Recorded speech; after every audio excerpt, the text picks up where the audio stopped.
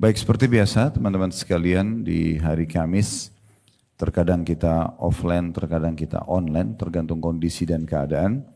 Tapi Alhamdulillah Allah selalu mudahkan kita melanjutkan bahasan buku 35 Amal Pelebur Dosa yang ditulis oleh Fatin binti Abdul Aziz. Dan pada kesempatan ini insya Allah kita akan masuk ke amal pelebur dosa yang ke-15. Yaitu tentang masalah musibah yang menimpa seorang muslim. Saya berikan prolognya dulu. Dalam kehidupan kita di muka bumi ini, ada hal-hal yang Allah ciptakan berpasang-pasangan. Ya, seperti orang lapar dan kenyang, orang sakit dan sehat, laki-laki dan perempuan, siang dan malam, kemudian hidup dan mati, ya. Dan semuanya, hampir semuanya berpasang-pasangan, diantaranya adanya nikmat dan adanya ujian. Ya. Jadi tidak ada orang di muka bumi ini yang tidak diuji. Semuanya pasti akan diuji oleh Allah Subhanahu wa Ta'ala. Cuma memang ujian ini kalau kita ingin lebih rincikan lagi, ada dua hal, ada dua, ya. Yang pertama itu ujian yang murni datang dari Allah Subhanahu wa Ta'ala. Misal teman-teman lagi tidur, terus bangun tiba-tiba flu misalnya, ya. Ujian. Atau hal-hal yang memang di luar daripada campur tangan kita. Ya. Nah, ini fungsinya untuk membersihkan dosa-dosa dan juga untuk meninggikan derajat. Ya. Misalnya ada derajat-derajat di surga itu tidak bisa dijangkau dengan 100 tahun sholat, 100 tahun puasa, 100 tahun sedekah, tapi bisa dijangkau dengan ujian. Ada orang yang diuji, divonis oleh dokter kena penyakit misalnya. Nah, penyakit itu dia harus berobat atau minum obat seumur hidupnya. Contoh misal. Nah, itu berarti ujian. Atau dia sakit. Prosesi melalui sakit itu mungkin 5 tahun, 10 tahun baru dia sembuh. Nah, prosesi ini semua adalah tadi untuk pembersihan dosa, peninggian derajat, ya, di surga itu. Ada ujian yang datang karena kita sebabnya. Tapi akan berfungsi yang sama. Misal contoh ada orang, dia menggosipin orang lain. Atau dia memfitnah orang lain. Atau dia mengganggu orang lain. Sehingga respon yang datang sama. Orang lain pun akhirnya gosipin dia, atau fitnah dia, atau bahkan merespon apa yang dia lakukan. Misalnya dia mukul, maka orang lain juga mukul misalnya. Ini juga ujian, tapi sebabnya adalah kita. Kalau poin ini, kita dilarang dalam Islam. Tidak boleh kita menjadi penyebab ujian ini datang. Ya, seperti tidak boleh memang sengaja kita tahu nih makanan basi dimakan. Sudah tahu efeknya akan sakit, tapi tetap aja dia konsumsi. Ini tidak boleh. Tetapi kalau sudah terjadi, sudah terlanjur, misalnya terlanjur orang pernah gosipin orang lain, pernah fitnah, pernah mukul, kemudian misalnya dia makan makanan yang kurang sehat atau kurang bersih sehingga dia sakit, tetap nanti ujian yang datang itu adalah pembersihan terhadap kesalahan dia.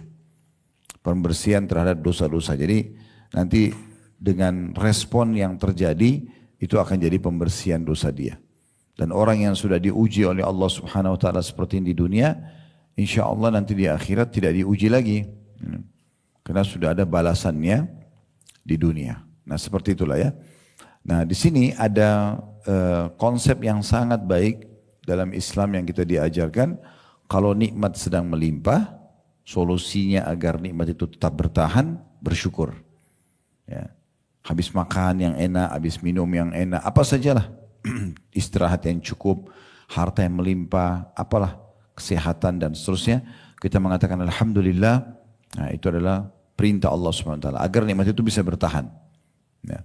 Kalau ujian sedang datang, perangkatnya adalah sabar.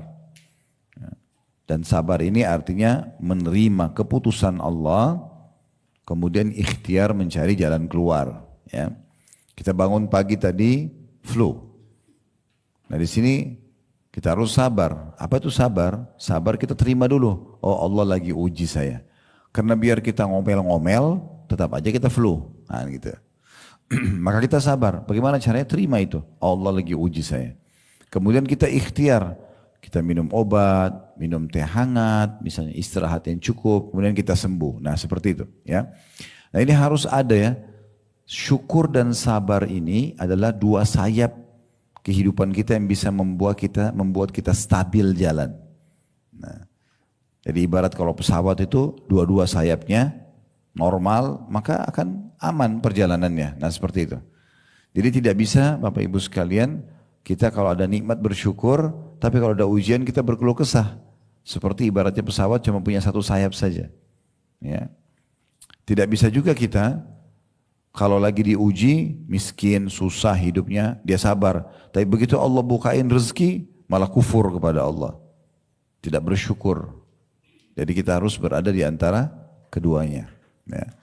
Nah pada kesempatan ini kita akan membahas bagaimana caranya supaya kita bisa sabar di saat sedang ada ujian atau musibah datang. Nah di sini kita lihat penulis mengangkat dalil yang pertama, ini yang menyebutkan tentang apa yang Bapak Ibu dapatkan kalau sedang ada ujian. Nah, supaya kita bisa, oh memang saya sebaiknya sabar. Selain sabar itu perintah agama, juga ternyata ada yang kita dapatkan. Bisa dilihat di halaman 50 ya, di buku kita. Di amal ke-15 musibah yang menimpa seorang muslim, diangkatlah sebuah hadis dari Aisyah radhiyallahu anha.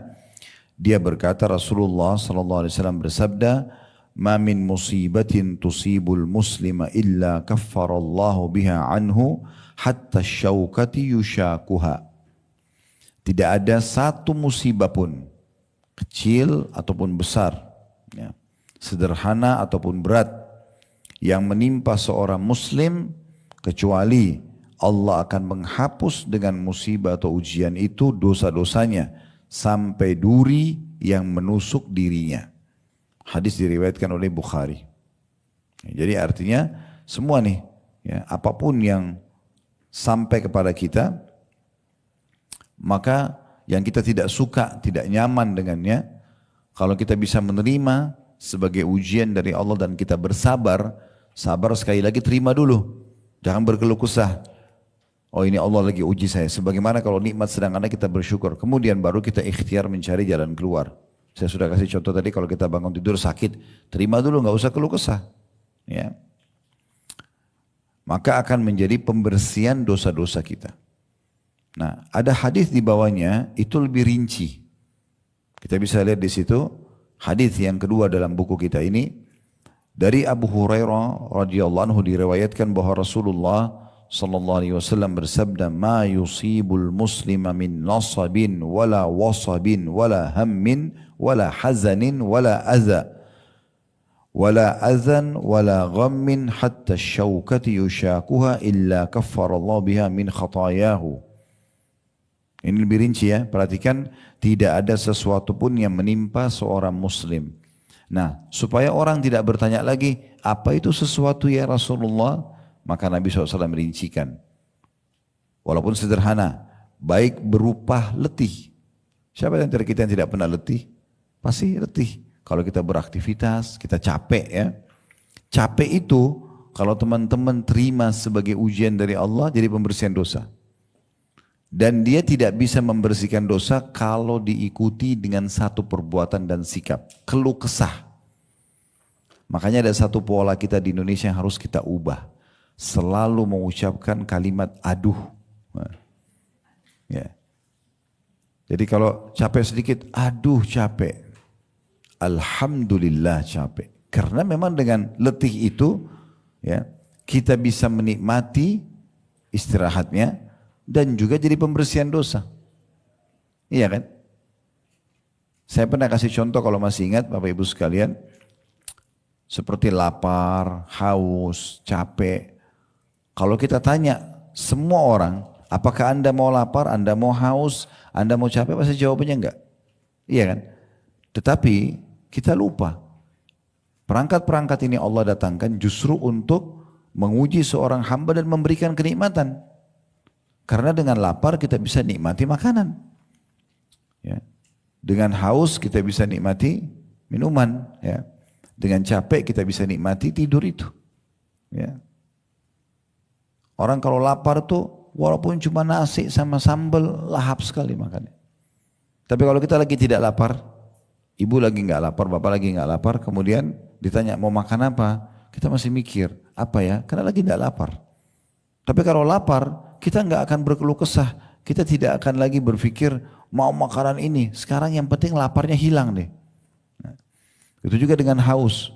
Mau minum apa bu? Mau minum apa pak? Oh saya minta air es, air dingin. Kita pesan khusus. Tapi kalau lagi tidak haus, mau minum apa? Kita masih mikir teh atau kopi ya, air putih atau sirup ya. Berarti memang ini luar biasa ini. Allah datangkan walaupun dia dalam bentuk ujian, tapi sebenarnya untuk menikmati ya nikmat yang datang setelahnya sekaligus jadi pembersihan dosa. Oleh karena itu kalau sekarang lapar bilangnya, bilang apa? Ini masih hidup nggak ini? Nggak ada suaranya. Alhamdulillah lapar. Ya, terutama ibu-ibu ini. Aduh semuanya, aduh. Biar nikmatnya melimpah semuanya, aduh. Ya. Jadi alhamdulillah, alhamdulillah. Sekecil apapun ujian pembersihan dosa bu. Mudah sekali Islam datangkan itu. Ya. Kemudian selanjutnya dikatakan sini berupa letih, lelah. Ya. Lelah sama letih tipis sekali bedanya. Ya. Mungkin orang kalau aktivitas terlalu banyak dia bisa letih ya. Kalau lelah ini biasa walaupun kita tidak beraktivitas. Cuman tiba-tiba saja ya, imun tubuh kita turun misalnya. Nah kita jadi lelah ya. Orang transisi baru sembuh sakit.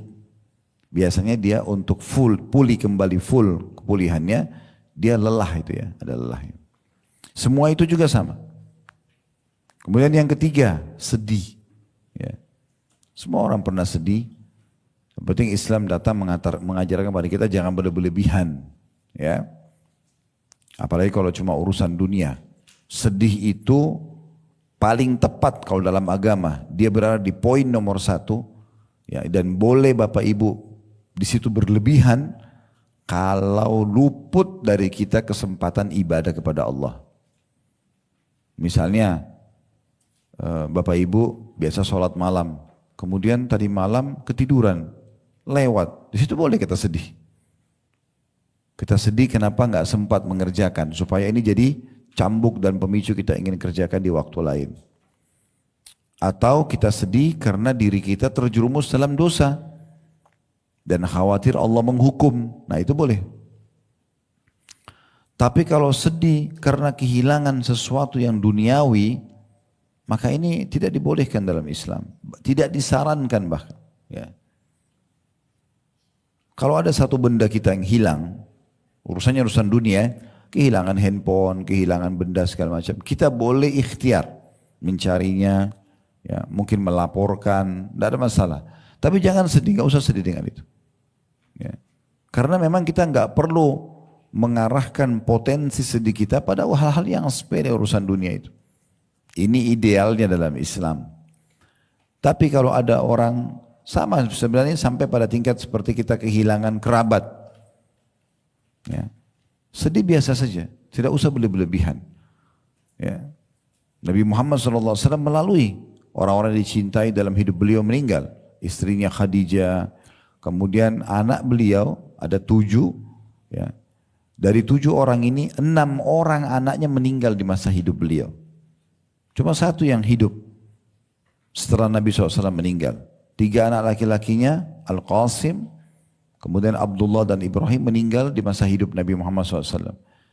Dan 3 anak perempuannya Zainab, Ruqayyah dan Ummu Kalthum meninggal di masa hidup Nabi SAW. Kita bisa bayangkan punya 7 anak, 6-nya meninggal semua. Cuma 1 yang hidup. 3 meninggal di masa kecil, 3 meninggal di masa dewasa. Begitu juga Nabi Muhammad SAW ya, pernah dikalahkan di perang Uhud, terkalahkan pasukan muslimin. Kemudian juga beliau pernah ya, merasa rasa lapar karena makanan di rumah belum siap atau belum ada. Itu semua dilalui ya dalam kehidupan Nabi Muhammad SAW. Tapi beliau tidak berlebih-lebihan. Saya kasih contoh misalnya orang berlebih-lebihan ya. Ada orang hanya karena tidak sempat atau tidak dapat makanan favoritnya, misal dia lagi pengen makan di satu restoran, kemudian pergi ke restoran tersebut ternyata habis stoknya. Ada orang karena berlebihan dalam sedihnya, sampai itu menjadi bahan bahasan 1 bulan. Kemarin saya ke sana itu habis, padahal saya pengen sekali. Padahal tidak ada manfaatnya dibahas. Sederhanakan saja. Kalau kita mau makan satu makanan tidak ada, ya sudah pindah ke makanan yang lain. Ya, gitu. Itu kan cuma beda kemasan ya. Pernah saya jelaskan tuh masalah kemasan? Ya. Pernah nggak? Kayaknya pada lupa nih. Jadi di dunia ini banyak serba kemasan aja. Jangan kemasan itu membuat kita akhirnya melanggar hukum Allah. Ya. Contoh misalnya kemasan itu gini. Kalau ada orang makan di piring emas sama orang makan di daun, bedanya apa? Kemasannya. Tapi intinya apa? Kalau ada orang makan nasi, tempe, ayam, sayur lengkap semua, dengan ada orang makan nasi sama tempe saja. Intinya makan kan? Kemasannya yang berbeda. Memang ada beda nutrisinya, oke lah. Tapi kita bicara makan, lapar kita hilang kok. Mungkin beda-beda sedikit, tapi dia intinya makan kan. Udah biasa aja. Apa yang Allah berikan sebagai rezeki, nikmati saja. Kenapa harus berkeluh kesah? Oh Alhamdulillah Allah kasih rezeki saya hari ini. Nah begitu. Sehingga tidak semuanya dijadikan sebagai bahan keluh kesah. Karena keluh kesah ini berhubungan sekali dengan bahasan kita. Tidak mendatangkan pengampunan dosa tadi. Kalau ujian sedang datang dan Bapak Ibu berkeluh kesah, maka tidak akan dapat pahalanya. Sampai pada tingkat Imam Ahmad rahimahullah, beliau pernah sakit, beliau bilang begini, aduh sakit, itu aja. Ditegur oleh seorang teman beliau juga, seorang ulama di masanya, beliau mengatakan, yang menegur Imam Ahmad ini, mengatakan aduh adalah keluh kesah. Kamu mengeluhkan Tuhanmu yang sedang memberikan kau ujian. Kata Imam Ahmad, semenjak itu saya tidak pernah ucapkan kalimat aduh. Kata beliau begitu. Karena memang akhirnya seakan-akan kita memprotes keputusan Allah SWT. Padahal Allah lebih tahu. Ya. Nanti di hari kiamat Bapak Ibu sekalian, pada saat semua sudah Allah bukakan, tidak ada lagi pembatas antara kita sama Allah, sama surga, kita bisa lihat neraka, amal-amal kita semua dibuka, kita baru tahu, oh ternyata waktu itu saya diuji itu baik buat saya. Karena dengan ujian itu, toh kita juga bisa lalui, ternyata kita dapat derajat yang tinggi di surga, dosa-dosa kita yang mungkin tidak cukup dengan istighfar akan diampuni dengan itu. Coba dengarkan ada hadis Nabi SAW yang lain, ada dosa-dosa tidak cukup dengan istighfar. Tapi Allah akan bersihkan dengan penyakit yang ditimpakan kepada hamba tersebut. Jadi semua pasti dengan hikmah yang luar biasa. Ya. Kalau Bapak Ibu konsultasi, bukan curhat ya, pada ahlinya, kita lagi sakit, datang ke seorang dokter, sampaikan, dok saya sakit kepala sudah 3 hari, apa obatnya? Konsultasi, kita bukan mengeluh itu. Sampaikan. Dokter juga akan tanya, sakitnya apa yang dirasakan, oke kita jawab, tidak ada masalah.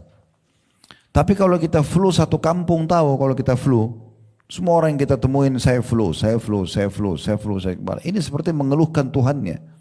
Mereka juga tidak bisa berikan solusi apa-apa. Kan begitu. Jadi itu poinnya ya.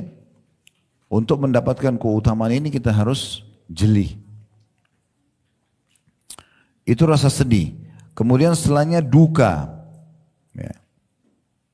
Biasanya ini kalau duka lebih dalam dia. Ya. Lebih berat lah yang membuat orang duka seperti tadi kalau meninggalnya orang yang dicintai misalnya. Orang tua kita meninggal, anak kita meninggal, terlalu dekat sama mereka, terus kemudian kita merasa. Ini Nabi SAW ajarkan, boleh nggak menangis? Boleh menangis. Nabi SAW waktu anaknya Ibrahim meninggal, boleh tetesin air mata, tapi nggak ada suaranya. Nabi nggak ada suara, cuma tetes air mata. Lalu beliau mengucapkan kalimat, wahai Ibrahim, anaknya beliau meninggal masih bayi. Wahai Ibrahim, kami sedih berpisah denganmu. Tapi kami tidak akan pernah mengucapkan kecuali kata-kata yang Tuhan kami ridhoi. Jadi kami tidak akan keluhkan ini karena kamu ini milik Tuhanmu, saya juga milik Tuhanmu, sama. Allah lebih tahu kenapa Allah matikan anak itu di umur itu. Jadi nggak perlu berlebihan. Nah, orang kalau tidak punya bekal agama yang cukup, hidupnya penuh dengan keluh kesah semuanya.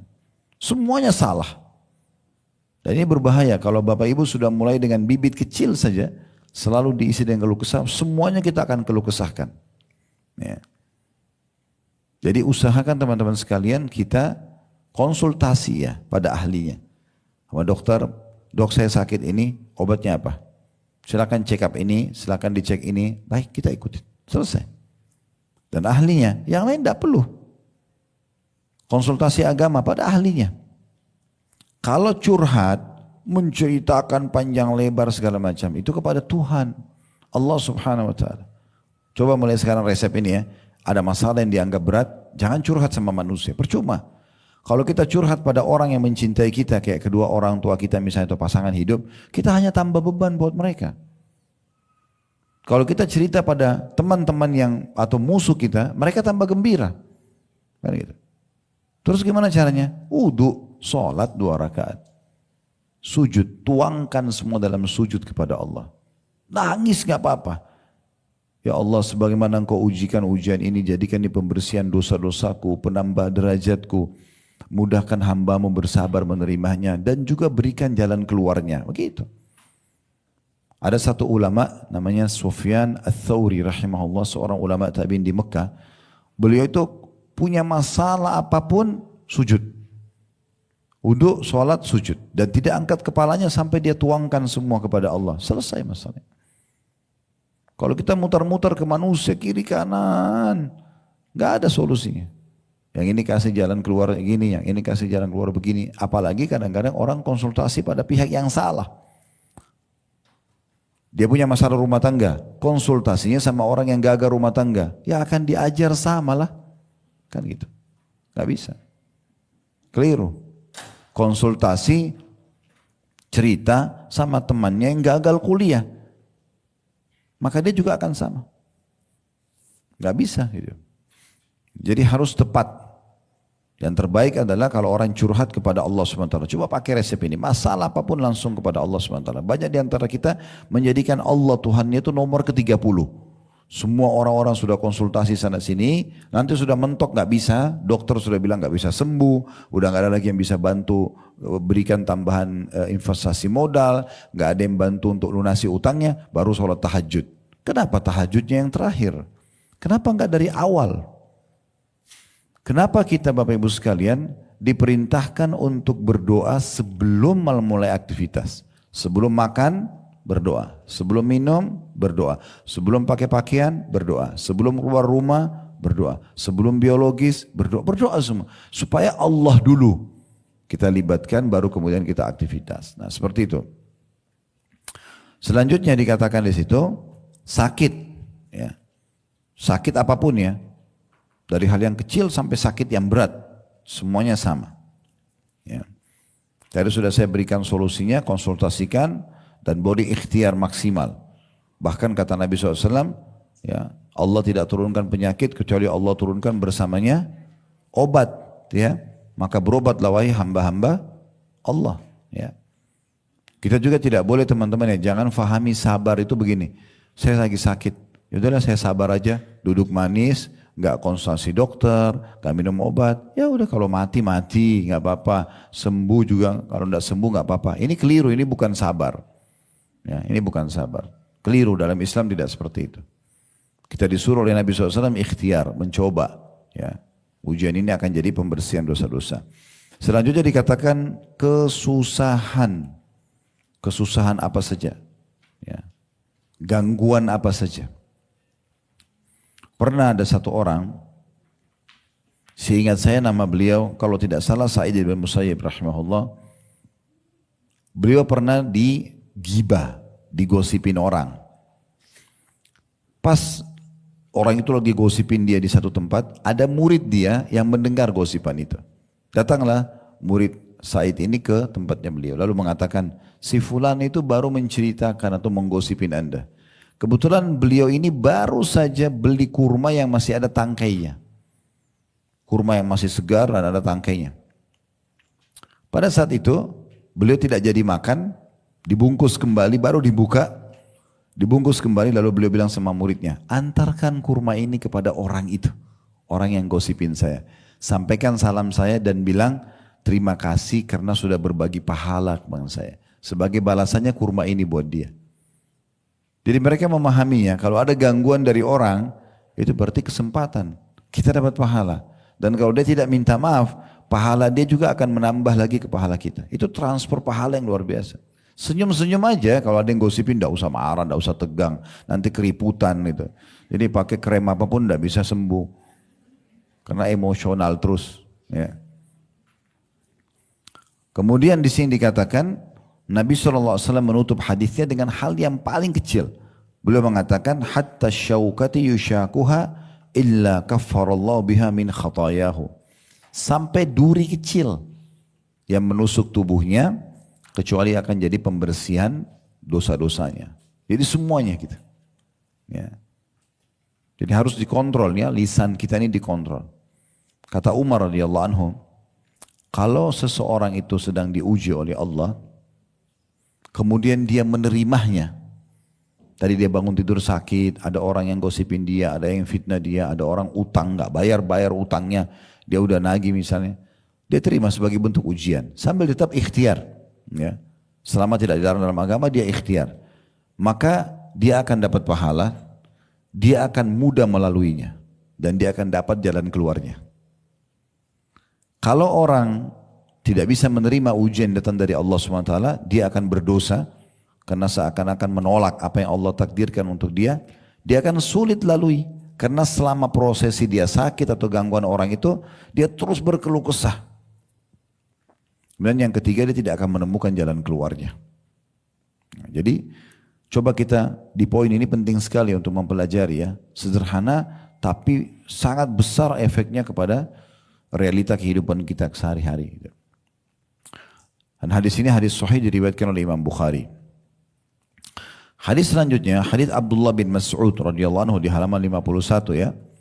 Beliau berkata, dakhaltu ala Rasulillah sallallahu alaihi wasallam wa huwa yu'aku faqultu ya Rasulullah innaka tu'aku wa'kan syadida. Qala ajal inni u'aku kama yu'aku rajulani minkum. Faqultu dhalika li'anna laka ajraini. Qala ajal ذلك كذلك ما من مسلم يصيبه عذى شوكة فما فوقها يشاكها إلا كفر الله بها سيئاته كما تحط الشجرة ورقها. Terjemahannya, kata Abdullah bin Mas'ud radhiyallahu anhu, saya masuk satu hari mengunjungi Rasulullah sallallahu alaihi wasallam. Jadi Abdullah bin Mas'ud lagi menjenguk Nabi di rumah Nabi, lagi sakit ya. Dan beliau dalam keadaan sakit keras. Nabi Muhammad SAW lagi sakit keras. Dalam beberapa riwayat lain, demam yang sangat tinggi. Maka Abdullah bin Mas'ud berkata, wahai Rasulullah, engkau menderita sakit yang sangat keras. Beliau pun menjawab, iya, rasa sakit yang saya alami seperti rasa sakit yang menimpa dua orang di antara kalian. Jadi kalau nabi-nabi, ya, itu lebih berat ujiannya. Kalau misalnya kita biasa demam, kalau sudah sampai 40 saja itu sudah mungkin harus dirawat lah ya. Maka mungkin nabi-nabi bisa 80, maka diuji lebih berat. Mungkin kalau kita biasa flu 3-4 hari seminggu sembuh, mungkin beliau 2 minggu 3 minggu baru sembuh. Diuji, lebih berat. Kalau ada yang nanya, kok bisa orang beriman malah makin berat ujiannya? Ya, karena Allah ingin menguji hambanya agar melihat tingkat imannya.